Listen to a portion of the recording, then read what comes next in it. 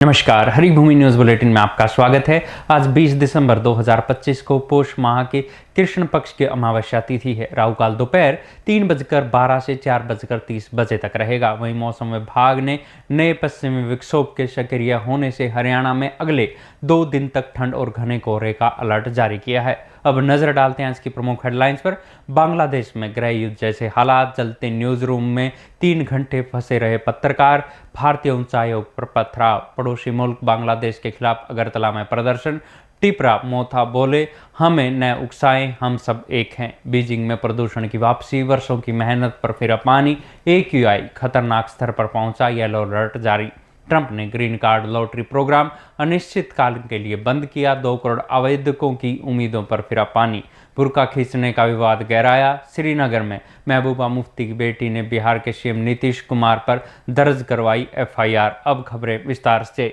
सबसे पहले बात करते हैं बांग्लादेश हिंसा की। पड़ोसी देश एक बार फिर भीषण हिंसा और आगजनी की चपेट में आ गया है। ताजा संघर्ष छात्र नेता उस्मान हादी की मौत के बाद भड़का, जिसके बाद प्रदर्शनकारियों ने ढाका में जबरदस्त तांडव मचाया। इस हिंसा का सबसे भयावह रूप मीडिया संस्थानों पर हमले के रूप में सामने आया। उपद्रवियों ने देश के सबसे प्रतिष्ठित समाचार पत्रों डेली स्टार और प्रोथोम आलो के दफ्तरों में आग लगा दी। आगजनी के दौरान करीब 25 पत्रकार 3 घंटे तक न्यूज रूम के भीतर ही फंसे रहे, जबकि हजारों फाइलें और अखबार की प्रतियां जलकर खाक हो गई। हिंसा की ये आग केवल मीडिया तक सीमित नहीं रही। प्रदर्शनकारियों ने पूर्व प्रधानमंत्री शेख हसीना की पार्टी अवामी लीग के कार्यालय को बुलडोजर से ढहा दिया और आग के हवाले कर दिया। अंतर्राष्ट्रीय स्तर पर तनाव तब और बढ़ गया जब उग्र भीड़ ने चटगांव में भारतीय सहायक उच्चायोग के आवास पर पथराव किया और सांस्कृतिक संगठन छाया नोट भवन में तोड़फोड़ की। सोशल मीडिया पर वायरल तस्वीरों में एक छोटी बच्ची जलती हुई दुकान से अपनी किताबें बचाती हुई नजर आई, जो देश के बिगड़ते हालातों की गवाही दे रही है। वहीं सांप्रदायिक हिंसा की खबरों ने भी दुनिया को दहला दिया है, जहां एक हिंदू युवक की बर्बरता से हत्या कर उसके शव को पेड़ से लटकाने की घटना सामने आई है। वर्तमान में ढाका यूनिवर्सिटी समेत पूरे देश की सड़कों पर छात्र मैं हादी हूं के नारे लगाते हुए प्रदर्शन कर रहे हैं और भारत से शेख हसीना को वापस भेजने की मांग कर रहे हैं। बांग्लादेश में सुरक्षा व्यवस्था पूरी तरह से सरमरा गई है और तनावपूर्ण शांति बनी हुई है। अगली खबर पूर्वोत्तर राज्य त्रिपुरा से। बांग्लादेश में बढ़ते भारत विरोधी अभियान और पूर्वोत्तर राज्यों के खिलाफ की जा रही भड़काऊ टिप्पणियों के जवाब में अब देश में भी विरोध की आग सुलगने लगी है। त्रिपुरा की राजधानी अगरतला में शुक्रवार को टिपरा मोथा पार्टी की युवा शाखा ने बांग्लादेश सहायक उच्चायोग के बाहर जबरदस्त प्रदर्शन किया। ये आक्रोश बांग्लादेशी कट्टरपंथी नेताओं की उन धमकियों के बाद फूटा जिनमें भारत के साथ पूर्वोत्तर राज्यों को अलग करने और क्षेत्रीय अखंडता को चुनौती देने की बात कही गई थी। प्रदर्शन के दौरान युवा टिपरा महासंघ के अध्यक्ष सूरज देव वर्मा ने बांग्लादेश को चेतावनी दी। वहीं टिपरा मोथा के प्रमुख प्रबोध किशोर माणिक्य देव वर्मा ने कड़ा रुख अपनाते हुए कहा कि हमारी असली लड़ाई आपसी प्रतिद्वंदिता से नहीं बल्कि पड़ोस में पनप रही मिनी पाकिस्तान की मानसिकता से है। उन्होंने पूर्वोत्तर के अन्य राजनीतिक दलों से भी एकजुट होने का आह्वान किया। स्थिति की गंभीरता को देखते हुए भारत सरकार ने त्रिपुरा में बांग्लादेशी दूतावास की सुरक्षा के लिए CRPF और त्रिपुरा स्टेट राइफल्स की भारी तैनाती कर दी है। भारतीय प्रदर्शनकारियों का स्पष्ट संदेश है कि वे देश के सम्मान की रक्षा के लिए एक हैं और किसी भी उकसावे वाली कार्रवाई का मुंह तोड़ जवाब देने में सक्षम है।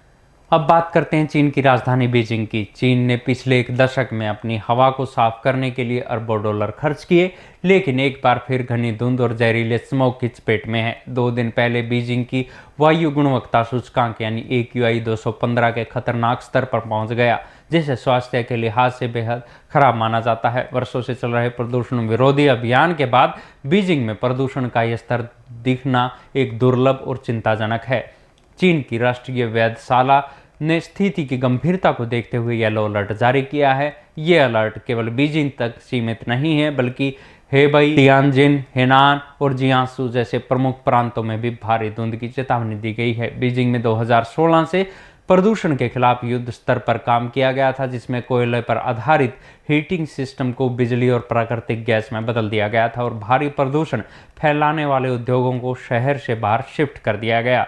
इन प्रयासों से बीजिंग की छवि दुनिया के सबसे प्रदूषित शहर से बदलकर एक स्वस्थ राजधानी की बन गई थी। हालांकि वर्तमान में बड़ा प्रदूषण स्तर अधिकारियों के लिए एक बड़ी चुनौती बनकर उभरा है। अधिकारियों का मानना है कि सर्दियों में हीटिंग की बढ़ती मांग और ठंडी हवाओं की कमी ने मिलकर इस स्मॉग को जन्म दिया है, जो अब नागरिकों के स्वास्थ्य के लिए खतरा बना हुआ है। अब बात करते हैं अमेरिकी राष्ट्रपति डोनाल्ड ट्रंप की। एक बार फिर अपनी अमेरिका फर्स्ट और सख्त इमिग्रेशन नीति का परिचय देते हुए डोनाल्ड ट्रंप ने डाइवर्सिटी वीजा प्रोग्राम यानी ग्रीन कार्ड लॉटरी को तत्काल प्रभाव से निलंबित कर दिया है। ट्रंप प्रशासन का ये कड़ा फैसला ब्राउन यूनिवर्सिटी और MIT में हुई हालिया गोलाबारी की घटनाओं के बाद आया है। सुरक्षा एजेंसियों की जांच में ये चौंकाने वाला खुलासा हुआ है कि इन हत्याओं का मुख्य आरोपी पुर्तगाली नागरिक नेविल्स वेटले इसी लॉटरी प्रोग्राम के जरिए अमेरिका में दाखिल हुआ था और स्थायी निवास हासिल कर लिया था। Homeland security secretary Kristi Noem ने स्पष्ट किया है कि राष्ट्रीय सुरक्षा सर्वोपरि है और ऐसे संदिग्ध अपराधियों को देश में प्रवेश देने वाले किसी भी प्रोग्राम को जारी नहीं रखा जा सकता। इस निलंबन का सबसे बड़ा असर उन 2 करोड़ आवेदकों पर पड़ा है जिन्होंने साल 2025 की लॉटरी के लिए आवेदन किया था। इनमें से 1.31 लाख लोग प्रारंभिक प्रक्रिया पार कर चुके थे और गहन जांच के बाद